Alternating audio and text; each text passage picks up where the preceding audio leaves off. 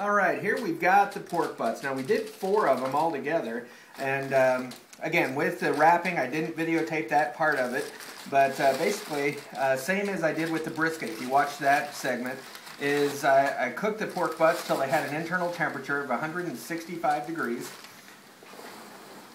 I then took them out, wrapped them in foil, and put them back in the smoker till they got to about 193 degrees, at which point I let them sit to the side and just now opened them up. And as you can see, that bone just came out completely clean. That's what we're looking for when we're doing pork. This one, oh, there's that bone. Just came right on out. Nice and tender and juicy. Look at that smoke on there. That smoke ring got nice and deep into that pork. Here's another one. That bone just pulled right out. And I already took the bone out of this back one. But now all we're going to do is simply use these gloves. And these are gloves that I got at the Super Center in the paint department. But they're not really insulated, but they are thick enough that I can handle this pork and just start pulling it apart. Now there are lots of tools out there.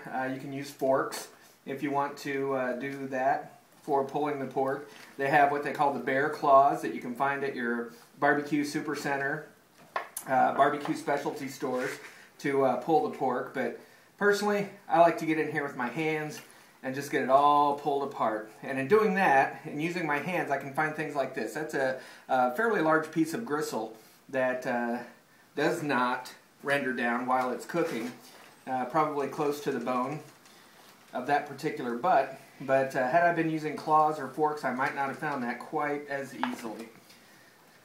Here's some of that good bark that you see. Now that bark, that's a combination of all that Mojo rub seasoning that we use, as well as just the simple mustard. And you will not taste the mustard in this pork butt at all.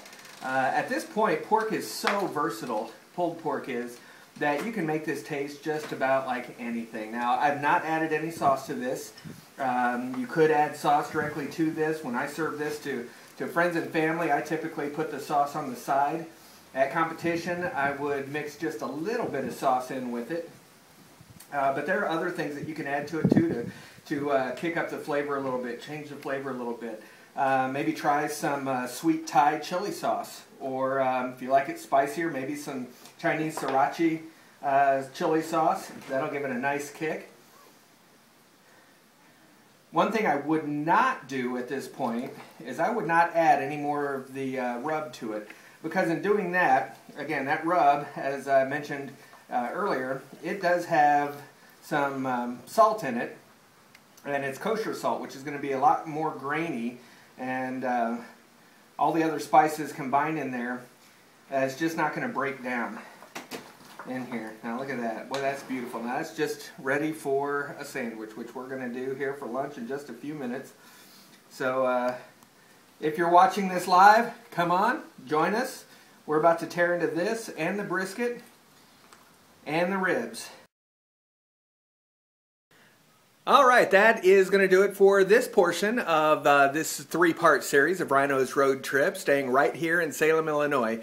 Hope you've enjoyed the pulled pork section.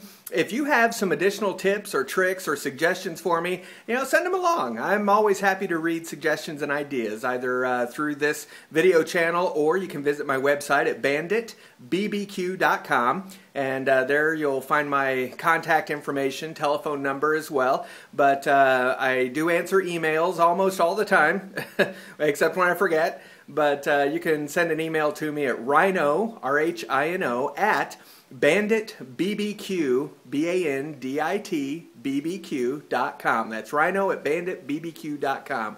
Thanks a lot for tuning in for this segment of Rhino's Road Trip, where I stayed right here at home in Salem, Illinois. Hope to see you next time. Be careful.